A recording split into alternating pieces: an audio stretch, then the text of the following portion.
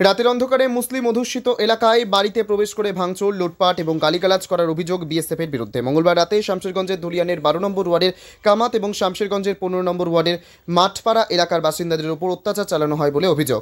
পুলিশের সহযোগিতা নিয়ে বাড়িঘর ভাঙচুরের পাশাপাশি যাবতীয় ফার্নিচার সহ সবকিছু ভেঙে ফেলে দিয়েছে বিএসএফ। শুধু তাই নয়, রাতে অকথ্য ভাষায় গালিগালাজ এবং মারধরের ভয়ে আতঙ্কে বাড়িঘর ছেড়ে অন্যত্র আশ্রয় নিচ্ছেন তারা। এদিকে বুধবার সকালে ধুলিয়ানে একটি দোকানে আগুন লেগে যাওয়ার খবর আসে। ধুলিয়ান পৌরসভার ভাইস চেয়ারম্যান সুমিত সাহার দাদার দোকানে আগুনের ঘটনা ঘটে। এক শ্রেণীর মিডিয়াও সেই আগুনকে সাম্প্রদায়িক রূপ দেওয়ার চেষ্টা করে, যদিও পুলিশ এবং স্থানীয়রা স্পষ্ট জানিয়ে দেয় কোনো রকম সাম্প্রদায়িক অঘটন ঘটেনি। একটি দোকানে আগুন লেগেছিল, সেটা একেবারেই শর্ট সার্কিট থেকে। শামশেরগঞ্জের 15 নম্বর ওয়ার্ডের মাঠপাড়া এলাকার বেশ কিছু পরিবারের ওপর রাতের অন্ধকারে আক্রমণ করা হয় বলে অভিযোগ করেছেন আসমারুল হক, হাসিনা খাতুন, শাহজাহান শেখরা। বিএসএফের উপস্থিত থাকার পরেও কিভাবে এই ধরনের আক্রমণ হচ্ছে তা নিয়েও প্রশ্ন তুলেছেন স্থানীয় বাসিন্দারা। পাশাপাশি ধুলিয়ান কামাত এলাকায় পুলিশ ও বিএসএফের বিরুদ্ধে রাতের অন্ধকারে বাড়িতে মারধর করার অভিযোগ করেছেন শাহজাহান, ইয়াসিন শেখ, আকবর শেখ এবং আজহারউদ্দিন সহ কয়েকটি পরিবার।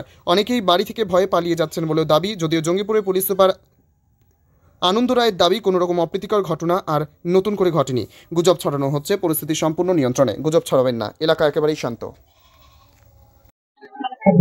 এই মুহূর্তে আমি রয়েছি মুর্শিদাবাদ শামশেরগঞ্জের 11 এবং 12 নম্বর ওয়ার্ডে। তারা, আমরা যেটুকু জানতে পেরেছি, তারা নাকি বাড়ি ছেড়ে পালাচ্ছে। কেন পালাচ্ছে আমরা তিনাদের কাছ থেকে জানার চেষ্টা করব। কেন বাড়ি ছেড়ে আপনারা? আমরা কেন্দ্রের ভয়ে পালাচ্ছি। আমাদের উপরে খুব টর্চার হচ্ছে। রাত 3টাতে আসছে, 2:30টাতে আসছে, আমাদের উপরে গালিগালা দিচ্ছে, গান বলছে আর ঢুকছে আর বলছে ধর চুদির ভাইয়েরাকে মারছে, ধরছে, বলছে রান্ডির। আমাদের বাড়িতে জান্না কপাট সব যা ছিল সব ভেঙে দিয়েছে। ভেঙে দিয়ে আমরা বলছি তো বলছে বেশি রকম করছে, আমাদের উপরে ফায়ার দেখাইছে। আমরা বলতে যাচ্ছি তো আমরা তো ভয় লাগে না, আমরা থাকতে পারি না, আমাদের ছেলে পিলা আতঙ্ক হয়ে গেছে, আমার বাচ্চাটা অসুস্থ হয়ে গেছে। এগুলো কে ভোট না নিবে? আমরা থাকতে পারবো? কি কি আপনার বাড়ি থেকে নিয়ে গেছে? আমাদের বাড়িতে 3 লাখ টাকা ছিল, 3 লাখ টাকা লেগেছে, আর সোনা ছিল। লুটাই কর আমাদের বাড়িতে বেটা ছেলে সব নাই। আমরা নিয়ে গেছে, আর সাথে ও এসেছিল সাথে, আর ওই পুলিশের মতন পোশাক পরেছিল, ওই মোটা লাঠি নিয়েছিল। আমরা কোথায় যাবো? আমরা তো ওটাই চাই, আমাদের কি আছে?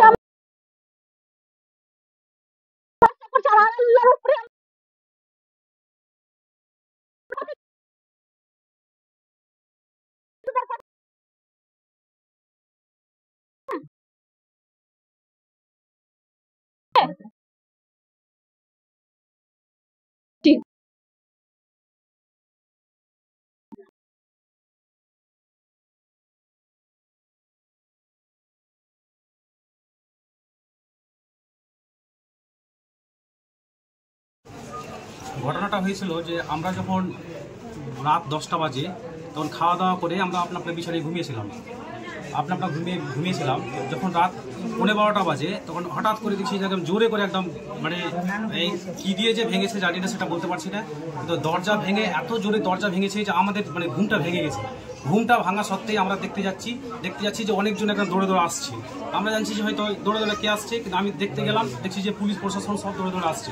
আমরা নিজের জানকে বাঁচাতে আমরা যত মানে জয়জন ছিলাম তয়জন সবটি আমরা উপরে কিন্তু আমরা চলে গিয়ে আমরা ছিলাম ওখানে। যাওয়ার পর আমরা দেখলাম যে তারপরে রাতের বেলা বাড়ি এলাম। বাড়ি আসার পর দেখছি যে আমাদের বাড়িতে সব মানে প্রত্যেকটা রুমেই শোকেস থেকে, আলনা থেকে, তারপরে আমাদের ওই একটা রুমের মোটামুটি 3.5 থেকে 4 লাখ টাকা মতন টাকা নিয়েছে, গহনা নিয়েছে। গহনা নেওয়া সত্ত্বেও নিচে 2টো বাইক আছিল, বাইক ভেঙেছে। দুটো বাইককে এমন করে ভেঙেছে মানে দেখার মতন নয়।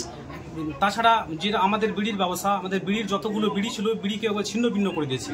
এর সাথে আমাদের টাউনবাবু ছিলেন, টাউনবাবুর সাথে 2টো পুলিশ ছিলেন, কেন্দ্র বাহিনী 1-2টো ছিল, কিন্তু বাকিগুলো যেগুলো ছিল সেগুলো কিন্তু চিনতে পারা যায়নি। আমাদের বাড়ির যেগুলো মেয়েগুলো তিনারাই বলছে, যেহেতু আমরা ছিলাম না ওই জায়গায়, যেহেতু আমরা ওদেরকে দেখে আমরা তো পালিয়ে গেছিলাম, তো ওনারাই বলছেন যে বাকিগুলো যারা ছিল, এই 2টো টাউনবাবু আর 2টো পুলিশ থাকা সত্ত্বেও, আর বাকিগুলো যেটা ওই প্রশাসন ছিল, ওই কি বলছে কেন্দ্র বাহিনী ছিল, বাকিগুলো সব কিন্তু ওরা কিন্তু মুখে কিন্তু সব বাঁধা ছিল, বেঁধে দিয়ে ওরাই কিন্তু যা অত্যাচার পুরো অত্যাচার করলো। টাউন বাবু ওখানে থাকা সত্ত্বেও অত্যাচারটা করলো। কিন্তু আমরা এটাই জবাব চাই যে টাউন বাবু থাকা সত্ত্বেও এই ধরনের জিনিসগুলো কেন হবে, লুটপাটগুলো কেন হবে?